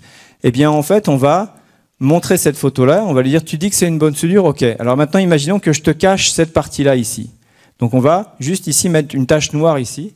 Est-ce que tu prends toujours la même décision? Oui, je prends toujours la même décision. Donc on va cacher petit à petit différents endroits de l'image et on va voir à quel moment elle change de décision. Et donc au moment où on cachera, et c'est au moment où on a caché ici que le système a changé de décision, et donc là, on sait qu'elle a pris sa décision en s'appuyant surtout sur cette partie-là. Donc vous voyez, donc là c'est un peu plus long de lui demander de nous expliquer pourquoi elle a pris sa décision, mais il y a des moyens. Donc cette idée de dire que ces machine learning, ces intelligences artificielles sont des boîtes noires, alors c'est pas vrai parce que nous on sait comment c'est fait à l'intérieur, donc c'est pas caché, mais en même temps on a des moyens de leur faire dire pourquoi elles ont pris leur décision. Et c'est comme ça qu'on peut s'apercevoir de biais ou à leur dire j'ai regardé l'heure. Mais non, mais il fallait pas regarder l'heure. Et donc c'est comme ça aussi qu'on s'aperçoit, voilà, grâce à ces méthodes-là, qu'on s'aperçoit que l'IA ne regarde pas au bon endroit pour prendre sa décision. Voilà. Donc aujourd'hui, on commence à avoir des tas d'outils pour régler les cas dont je vous ai parlé, qui sont là. Donc ici, on va regarder voilà, la distribution de tous les tous les obstacles qu'on a vus pendant l'apprentissage, et on va regarder la signature de l'obstacle qui est nouveau, et on va regarder est-ce que c'est dans la même zone voilà, est-ce que ça ressemble à des cas qu'on a vus suffisamment ou pas.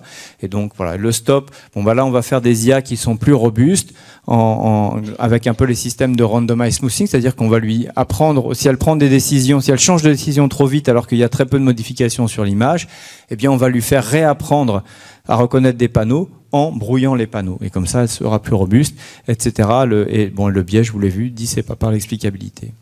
Donc ça, on commence à avoir des outils. Maintenant, la question à laquelle on est aujourd'hui, c'est si j'apporte tous ces outils-là à l'ingénieur qualité, à l'ingénieur sécurité qui va dire « Banco, je mets cette IA dans ma voiture », est-ce que ça suffira? Alors, on sait que ça suffira pas. Et notamment, un truc qu'il va falloir faire dans la voiture, c'est lui dire nous, on a pris toutes les bonnes méthodes pour développer, mais on a aussi fait des tas de kilomètres pour vérifier que ma voiture, quels que soient les cas qu'elle allait rencontrer, elle va bien se comporter. Donc il y a encore beaucoup de tests, ce qu'on appelle du roulage. Donc notre voiture, même malgré tout ce qu'on a mis comme soin à faire une IA de bonne qualité, bien développée, avec des données propres, eh bien il y a encore beaucoup de temps passé à planifier des roulages pour que, dans la vraie vie, la voiture soit capable. Et puis même, on va à ce moment-là aussi utiliser de l'IA générative pour générer des scènes que peut-être on n'a jamais vues dans la vie. Eh bien, le dernier virage du Puy-de-Dôme avec un peu de neige qui reste, un rayon de soleil qui arrive en face, on n'a jamais de photo de ça. Eh bien, avec l'IA générative dont je vous ai parlé, on va générer une image comme ça et on va voir si le système réussit à le gérer. Donc, vous voyez, l'IA, c'est à la fois une source de problème, mais c'est aussi une source de solutions pour vérifier que des cas qu'on n'a jamais vus dans la vie, mais auxquels on a pensé, l'IA sera quand même capable de les traiter. Bon, mais alors il y a encore des nouveaux défis, parce que c'est de ce dont je vous parlais. Voilà, quand on va se retrouver devant ces images-là, voilà, encore une fois, alors donc certains disent il faut faire une pause de 6 mois, voilà, pour réfléchir, mais bon. Qu'est-ce qui va se passer pendant 6 mois quoi. Tous les chercheurs, on va les payer à rien foutre, pendant que certains diront on va réfléchir à comment on peut être sûr qu'on peut avoir confiance dans les images qu'on nous montre. Alors, la question, elle est là. Voilà. Je crois que maintenant, ce qu'il faut qu'on se dise, c'est quand on voit une photo c'est comme une BD maintenant. Ça n'a aucune source de vérité. Voilà. Quand quelqu'un vous dessine dans Charlie Hebdo des horreurs, eh bien, ça n'existe pas dans la vie. C'est un dessin. Voilà. Aujourd'hui, il faut qu'on prenne l'habitude. C'est dur, hein, mais de se dire, c'est pas parce qu'on voit une photo que c'est la vérité. C'est pas parce que c'est écrit dans le journal que c'est vrai. C'est pas parce qu'on le voit en photo sur Internet que c'est vrai. Il faut aussi, voilà, c'est de l'éducation qu'on doit avoir. Alors évidemment, c'est dur, hein, ça change. Voilà. Est-ce que vous avez une preuve, monsieur le juge? Oui, j'ai une photo. Ben voilà, tout ça, ça n'existera plus. Il faudra trouver d'autres façons d'avoir des preuves et de croire les choses. Donc, voilà, les solutions, comme je vous l'ai dit, elles sont technologiques. Il y a aussi du test, hein, comme on l'a vu avec la voiture, et puis il y a aussi le bon sens que de l'être humain qui doit être capable toujours de prendre une décision. Encore une voiture, vous voyez, une voiture qui décide de freiner. Le freinage d'urgence est basé sur une fonction d'IA. Et donc, quand la voiture fait du freinage d'urgence, elle a vu qu'il y avait un obstacle, elle a freiné. Il arrive, chez les concurrents, qu'une voiture freine alors qu'il n'y a pas d'obstacle. Ça s'appelle un faux positif. C'est très désagréable. Je ne sais pas si ça vous est arrivé, parce que c'est un freinage énorme. C'est à 1G, c'est-à-dire c'est comme si vous tapiez dans un mur, quoi, en gros. Donc évidemment, les clients des concurrents, ils n'aiment pas quand ça leur arrive, et ils se plaignent, et ils ont raison. Donc nous, on doit faire des tas de tests pour vérifier que ça n'arrive pas.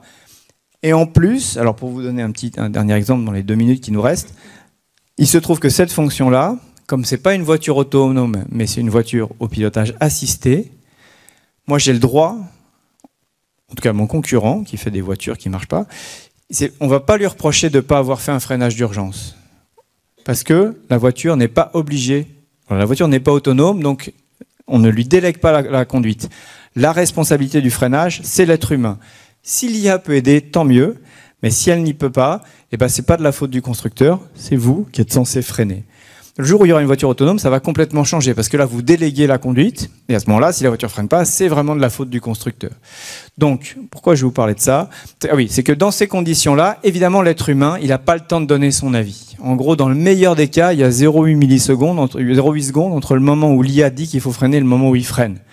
Donc, vous voyez que sur ce type de situation, on ne peut pas dire au conducteur humain « Ah, je pense que je vais freiner dans 0,8 secondes, qu'est-ce que tu en penses ?» Voilà. Bien sûr, c'est pas possible. Donc là, l'être humain, il n'a pas trop le choix, on lui demande pas trop son avis. En revanche, quand il regarde des images comme ça, il a le temps de réfléchir. Et donc là, l'intelligence artificielle doit vraiment nous aider à mieux utiliser notre intelligence à nous pour remettre en question tout ce qu'on nous propose. Voilà, donc les 4 idées que je vous laisserai méditer. L'IA, c'est fabriqué par des gens souvent très intelligents, et ça se développe pas tout seul. C'est que des humains qui le nourrissent, qui la nourrissent de données pour apprendre.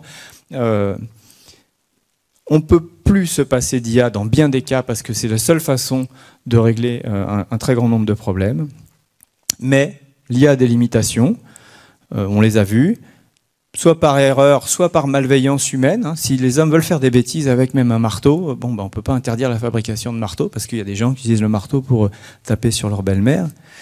Et donc c'est sûr que l'IA peut être un problème comme tout objet. Donc c'est aujourd'hui à la technologie, je vous l'ai montré, la loi. Alors j'ai mis voir l'éthique point d'interrogation parce que s'il y a des juristes ici ou des éthiciens ou des philosophes, on pourra en parler. Mais en tout cas, voilà, il y a des solutions pour protéger les citoyens de ces faiblesses et de ces travers de l'IA. Et c'est pour ça que moi je suis confiant parce que, alors c'est vrai que j'ai mis un point d'interrogation parce qu'on peut toujours être un peu sceptique quant à l'éthique de l'être humain. Donc si on doit tout faire baser sur l'éthique de l'être humain, c'est risqué parce qu'on a chacun une vision un peu différente de ce qui est éthique et de ce qui l'est pas. Donc on peut s'appuyer sur la confiance dans le genre humain. Mais c'est bien qu'il y ait de la techno et de la loi aussi pour nous protéger. Voilà tout ce que je voulais partager avec vous. J'étais un peu long, mais j'espère que vous aurez encore un peu de courage pour quelques questions. Merci pour cette belle conférence, même si j'aimerais quand même dire que nous, à Clermont-Ferrand, on est sûr que pour qu'une voiture marche, il faut qu'elle ait d'abord des bons pneus. On va passer aux questions. C'est pas une question, c'est tout simplement qu'avec ce que vous venez de nous montrer, on peut voir qu'aujourd'hui, ça va être très facile de manipuler les opinions ou d'autres choses, enfin, ou faire des fake news, enfin, tout ce qu'on peut imaginer, quoi. Oui, c'est ça. Mais bon, comme je vous l'ai dit, aujourd'hui, les opinions sont déjà faciles à manipuler avec des discours complotistes, donc c'est vrai qu'en tout cas, ce qui est sûr, c'est qu'on va vivre dans un monde où il sera plus difficile de détecter le vrai du faux, et que ça va nous demander beaucoup d'attention dans tout ce qu'on... Voilà. Et en effet, on pourra plus dire j'ai vu, alors j'ai cru, parce que vous verrez. Mais de la même façon qu'on ne peut plus croire tout ce qu'on écrit, tout ce qu'on lit, c'est vrai qu'on rentre dans un monde qui va être un peu plus compliqué. Merci pour cette conférence. En termes légaux, ne peut-on pas obliger, par exemple sur les images tronquées, de mettre un filtre ou de mettre Midjourney en dessous ou de mettre un logo pour dire cette image a été... C'est une des solutions qu'on prendra, de la même façon que sur les pubs. Je crois à un moment on a dit cette photo est photoshopée, les gens ne sont pas aussi maigres que ça. Bref, voilà. Donc en effet, ça fait partie de l'arsenal qu'on pourra déployer. Mais vous voyez qu'aujourd'hui, avec ça dans les journaux officiels, dans les journaux sérieux, oui, mais avec tout ce qui se diffuse sur le net, il n'y a pas toujours ce contrôle-là. Donc, bon, si on y arrive, mais en effet, voilà. C'est pour ça que je dis la loi est une des solutions, en effet. Mais les systèmes de type Midjourney, par exemple, Midjourney est très bien pour retirer les filigranes qu'il y a sur les photos, pour dire cette photo est un fake. Midjourney, il est là, il fait très bien pour retirer ce filigrane. Pardon, bonsoir et merci pour cette conférence. Est-ce que vous collaborez avec les neurosciences, par exemple, pour vous inspirer des connaissances qu'ils peuvent avoir sur le fonctionnement du cerveau? Est-ce que ça pourrait vous inspirer? Alors, à titre personnel, non, chez Renault. Nous, on ne fait pas de la recherche fondamentale en intelligence artificielle. Nous, on travaille avec des chercheurs et on récupère ce qu'ils font. Mais il y a en effet, voilà, c'est en effet une partie des chercheurs en IA s'appuie là-dessus. Voilà, c'est le. On peut dire à certains, voilà, je vais montrer des architectures très compliquées de réseaux de neurones. Au début, la formalisation qu'on avait du cerveau humain, c'était des neurones entièrement connectés, comme je vous ai montré au début. Vous voyez ce treillis, tous les neurones sont reliés à tous les neurones. Certaines des architectures que je vous ai montrées un peu sont un peu inspirées, en effet, de certaines zones du cerveau qui notent des trucs et qui s'en souviennent. Donc, il y a une inspiration. Voilà. On ne va pas dire qu'on recopie, mais il y a une inspiration parce qu'on s'aperçoit que le cerveau, il fonctionne quand même beaucoup mieux que nos réseaux de neurones. Donc, il y a forcément des mécanismes qu'on n'a pas encore compris. Donc, oui, c'est une source d'inspiration pour certains. Ouais. Est-ce qu'on peut imaginer que notre cerveau est une intelligence artificielle parfaite, enfin très très développée? Vous voulez dire que notre cerveau actuel? Oui, puisque vous parlez de mécanisme. Ouais, exactement. C'est une excellente question. Voilà. Et en fait, je pense qu'il y a deux grandes. Et voilà, la réponse, je pense, c'est un peu tôt dans la soirée pour en arriver là, mais c'est plus une question de conviction personnelle. La réponse à votre question. Voilà. D'aucuns vont dire, notre cerveau, après tout, c'est de la biologie, c'est de la mécanique. Et donc, petit à petit, on arrivera bien, à un moment ou un autre, à recopier ce qui se passe dans notre cerveau. Voilà. On va peut-être prendre très très très longtemps, mais on y arrivera peut-être. Et puis d'autres disent, nous, en fait, on n'est pas que de la chimie, on a autre chose. On a de la métaphysique dans notre cerveau aussi. Et ça sera plus compliqué. Alors peut-être qu'on y arrivera un jour.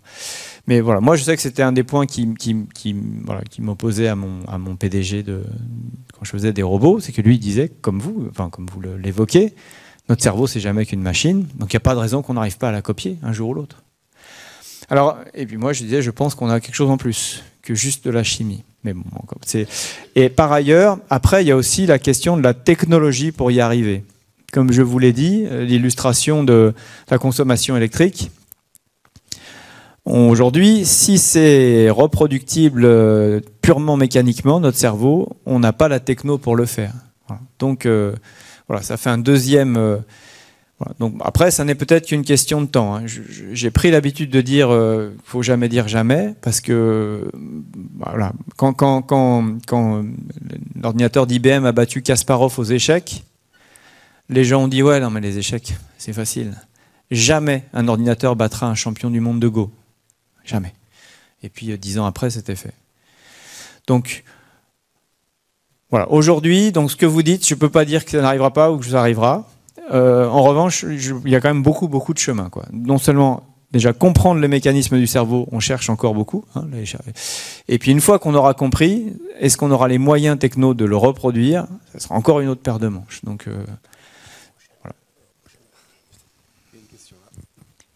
Oui, bonsoir et merci pour tout ce que vous nous avez communiqué. J'entendais ce matin à France Culture, je crois, que tous les ingénieurs qui s'occupent, disons, de la recherche fondamentale, que vous citiez tout à l'heure, commençaient à avoir peur de leur créature. Bon, mais on n'a pas eu beaucoup de précisions, alors moi je voudrais savoir en quoi consistent ces supposées craintes. Alors, je ne sais pas si c'est Chloé Clavel que vous avez entendu ce matin sur France Culture, je crois qu'elle y passait.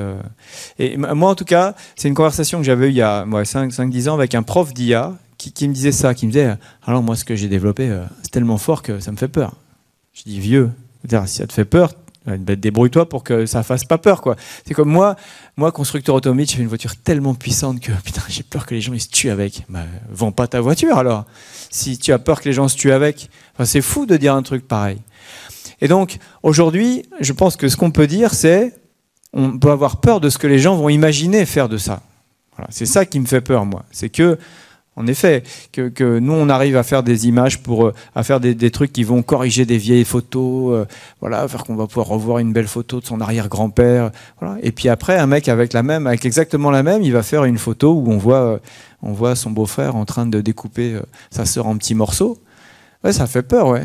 Donc là, voilà, moi, c'est ça plutôt. C'est l'usage que font les gens de la technologie qui fait peur. Les ressorts qui vont se passer dans la tête des gens, ça fait peur. Et c'est vrai que les outils que nous, chercheurs, mettons à la disposition, c'est ce que disait monsieur au début, font que bon, bah, la perversion humaine va pouvoir s'exprimer de plus en plus fondamentalement. Alors après, est-ce que le chercheur, c'est très bien, quoi, s'il a cette éthique-là en disant, bah, moi, si mes outils, et c'est un peu ce qu'avait dit Einstein après la bombe atomique, si j'avais su, j'aurais jamais inventé la relativité. C'est difficile quand même, parce que la relativité, elle a sauvé des vies aussi, quoi. Donc, bon, donc moi, c'est comme ça que je l'interpréterais. Sinon, j'ai toujours un peu peur que ça soit le chercheur qui dise voilà, mais ce que j'ai fait, c'est tellement fort que même moi, je ne sais pas jusqu'à où ça peut aller, quoi. Bah, écoute, c'est ton boulot quand même aussi de maîtriser ce que tu mets dans la nature, quoi.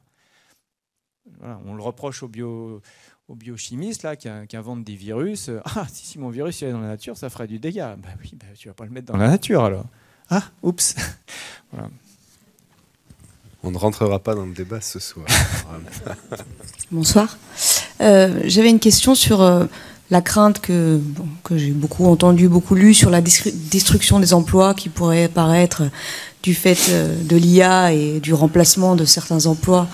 Je voulais savoir, moi, plutôt à l'inverse, si vous aviez une idée du pourcentage d'emplois créés et de certains chiffres sur tous nouveaux emplois qui vont être créés dans les prochaines années autour de l'IA.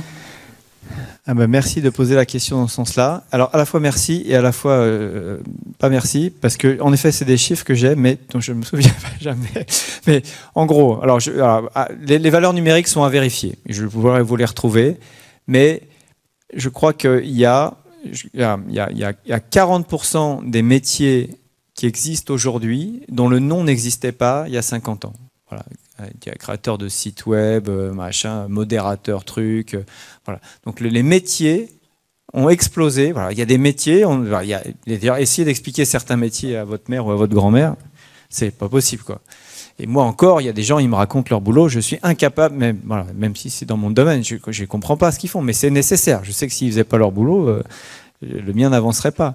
Donc voilà, en effet, c'est une très bonne remarque. Il faut, avec tout ça, avoir des gens qui vont nettoyer des images, qui vont trouver... Par exemple, un métier que j'ai découvert il n'y a pas longtemps, c'est écrivain de prompt. Alors, qu'est-ce que c'est un prompt ? Un prompt, c'est la phrase que vous allez donner à votre IA générative pour qu'elle vous fasse le bon dessin. Vous voyez le bon dessin du... Donc moi, j'avais essayé, pour illustrer certaines de mes conférences ici, de demander à Midjourney ou à Dali, tiens, fais-moi un super dessin d'une voiture qui a l'air intelligente avec des yeux qui regardent un panneau et tout. Le résultat est dégueulasse. Enfin, ça n'a aucun intérêt. Alors que si vous savez lui parler, en gros, à l'IA, si vous êtes un bon rédacteur de prompt, eh ben, vous allez complètement saisir. Vous savez la façon dont il faut parler à cette IA pour qu'elle vous dessine exactement ce qu'il faut. Vous voyez la belle voiture Renault là dans l'espace que je vous ai montré. Moi, j'ai essayé de la refaire. C'était moche comme tout. Voilà. Donc ça, c'est un métier. Et il paraît qu'il y a des tas de startups dans la Silicon Valley dont c'est le fonds de commerce de dire dites-moi ce que vous voulez voir sur votre image et je vous écrirai la bonne façon de le demander à Dali ou à Midjourney. Voilà. Donc ça, c'est un exemple de métier. Et en effet, voilà, merci vraiment d'avoir posé la question dans ce sens-là. On parlait, là, j'entendais 300 millions d'emplois qui vont disparaître, mais en effet, c'est tellement difficile.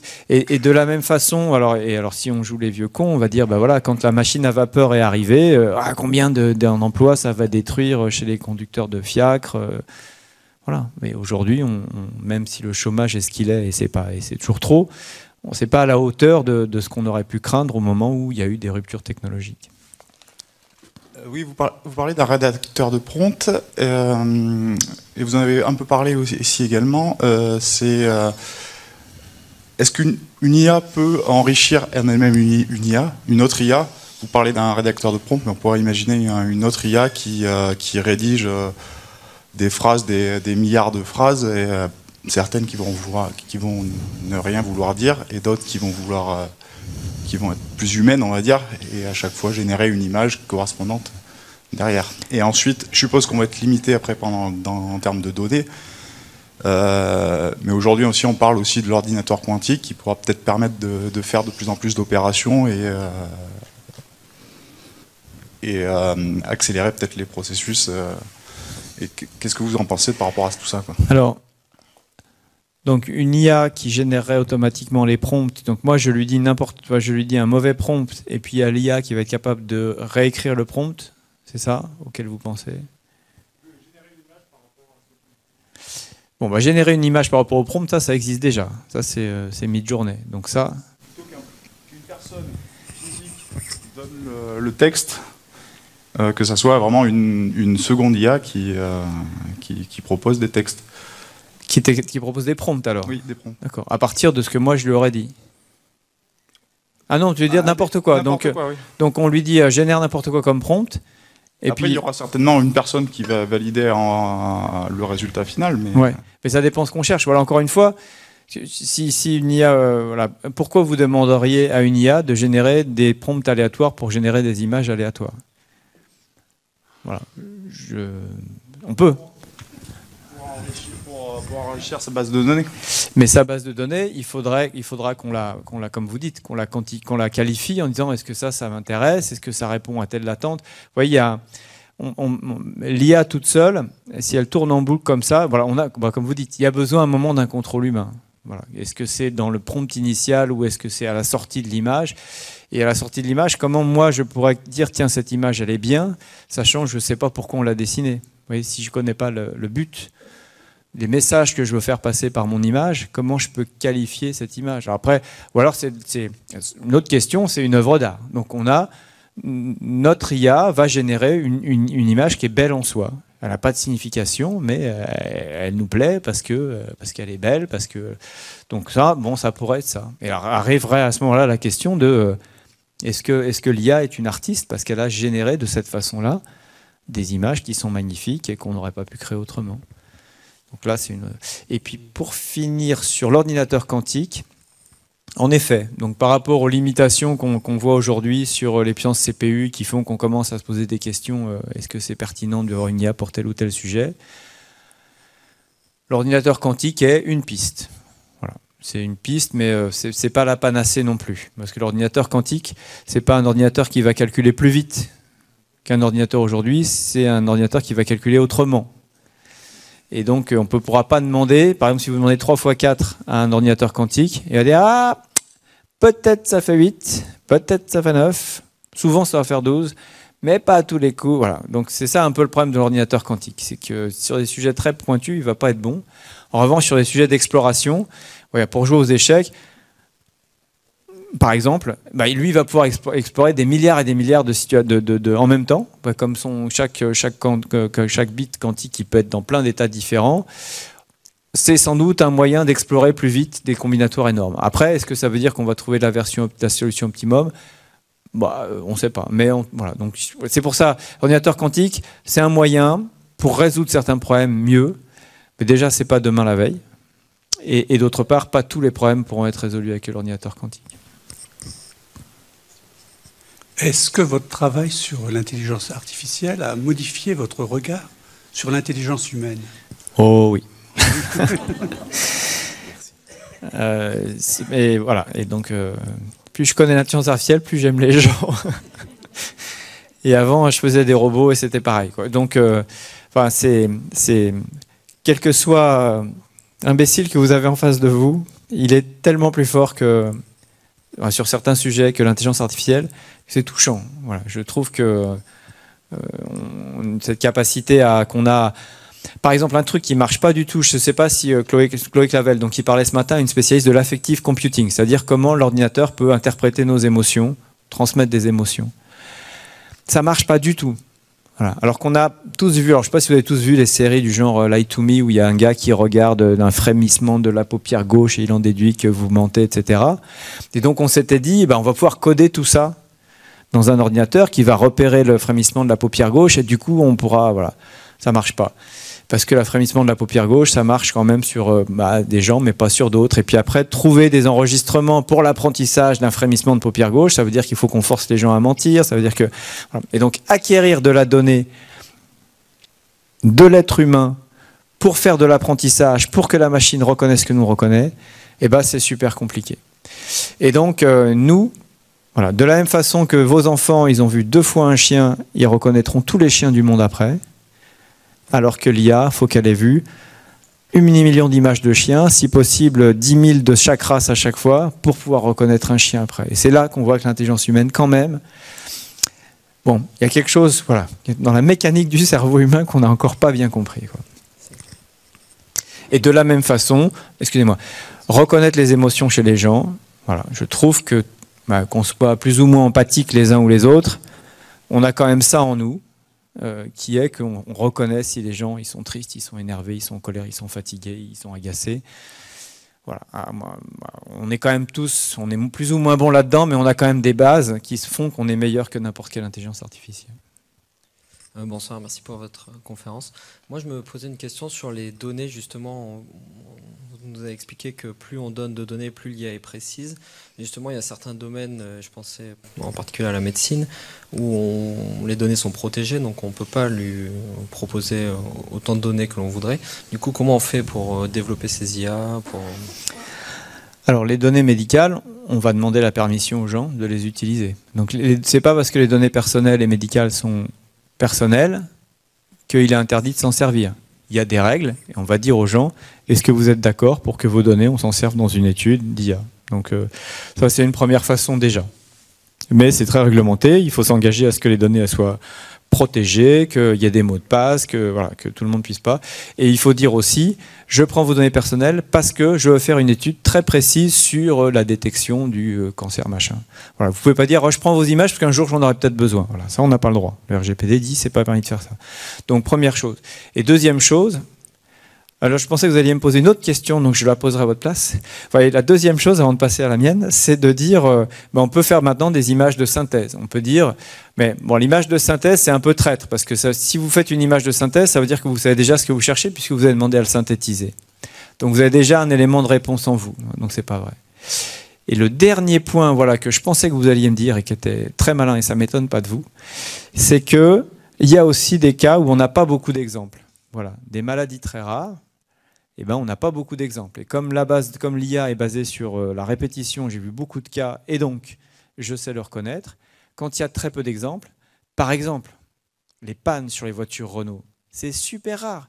Et du coup, comment vous voulez faire de l'apprentissage pour reconnaître une panne à l'avance, quand vous n'avez jamais de panne? Ouais, voilà, donc ça arrive des fois. J'ai entendu parler de cette théorie que des fois les voitures Renault sont en panne.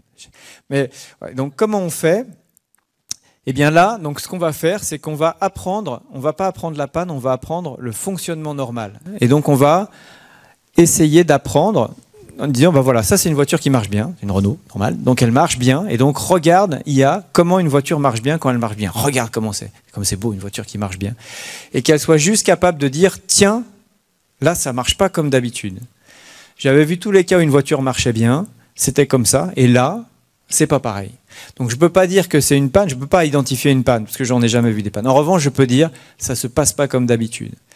Par exemple, dans la cybersécurité, voilà, c'est un des points. Comme on n'a jamais vu forcément toutes les attaques qu'on va avoir, en revanche, ce qu'on peut, c'est essayer de reconnaître ce qui se passe quand un ordinateur n'est pas attaqué, c'est quand même la plupart du temps, et puis de voir un jour qu'il y a un comportement anormal. Et ça, cette détection d'anomalies, c'est aussi un peu ce qu'on retrouve sur voilà, le cas des inconnus. Là, vous voyez, quand la voiture tombe devant un obstacle qu'il n'a jamais vu, eh bien, il va falloir qu'on détecte que, tiens, ça fait partie de trucs que j'ai jamais vu. Et ça, c'est assez compliqué. Hein. Donc là, il y a en ce moment, on travaille sur le sujet.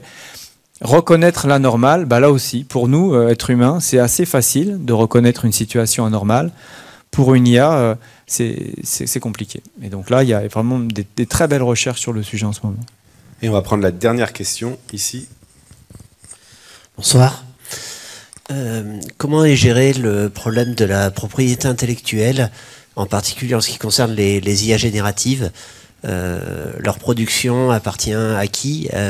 Celui qui a entraîné l'IA, au prorata des données qui ont servi à l'entraîner, etc. Voilà. Alors on va faire appel à un avocat ici, mais bon. Non. C'est un sujet dont on parle depuis longtemps. Je crois qu'aujourd'hui, dans l'état actuel des choses, je pense que ça dépend un peu de... Bon, moi, j'ai entendu deux sons de cloche, en fait. La première, c'est tout appartient à celui qui a inventé l'IA générative. Et puis l'autre, c'est voilà, je pense que donc tout appartient à celui qui a créé cette IA parce que c'est lui qui a fait le moteur. Et après, il y en a d'autres qui disent, bah, c'est celui qui a fait le prompt, celui qui a dit tiens dessine-moi ça, c'est lui qui est propriétaire de ça. Donc je ne sais pas très bien où on est pour en être tout à fait. Mais en tout cas, ce qui est sûr, voilà, c'est que c'est pas l'IA qui est propriétaire. Parce qu'il y a eu il y a un des collègues de Maître Chaput qui travaille là-dessus sur donner une personnalité juridique aux intelligences artificielles. Et donc c'est l'intelligence artificielle qui est propriétaire de ce qu'elle crée. Voilà. Et donc ça veut dire qu'il faut qu'il y ait une existence juridique de l'intelligence artificielle, etc. Donc c'est un cas intéressant, mais aujourd'hui, plus prosaïquement, voilà, c'est une personne qui est propriétaire, c'est l'entreprise qui a créé l'IA générative, et c'est tout. Voilà, c'était la dernière question. On peut remercier Rodolphe qui va... Allez-y.